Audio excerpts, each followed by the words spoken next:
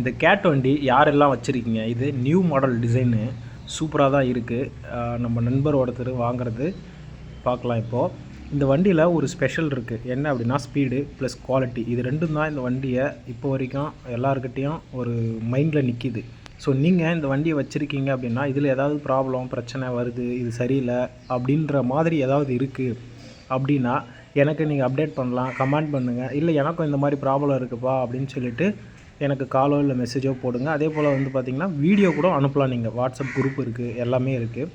So இந்த வண்டியில் நல்லா குவாலிட்டி பேஸ் பண்ணி தான் இந்த வண்டியை டிசைன் பண்ணுறாங்க. ஏன்னா நல்லாயிருக்கு. மற்ற வண்டிகளை கம்பேர் பண்ணும்போது நான் கூட ஓட்டியிருக்கேன், இதோட வீடியோ கூட இருக்கேன்.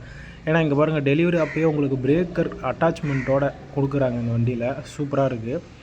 விலையும் பார்த்திங்கன்னா அதுக்கு ஏற்ற மாதிரி காஸ்ட்லியாக தான் இருக்கும். சரிங்களா? நீங்கள் விசாரித்து பார்த்திங்கன்னா உங்களுக்கு தெரியும். ஓகே மை டியர் ஃப்ரெண்ட்ஸ், இந்த மாதிரி தகவல்கள் நிறையா இருக்குது நம்மக்கிட்ட. நிறையா வீடியோவும் பார்க்கலாம். அதே போல் வீடியோவை ஸ்கிப் பண்ணாமல் ஃபுல்லாக பாருங்கள். அப்போ தான் உங்களுக்கு எல்லாமே புரியும், விளங்கும்.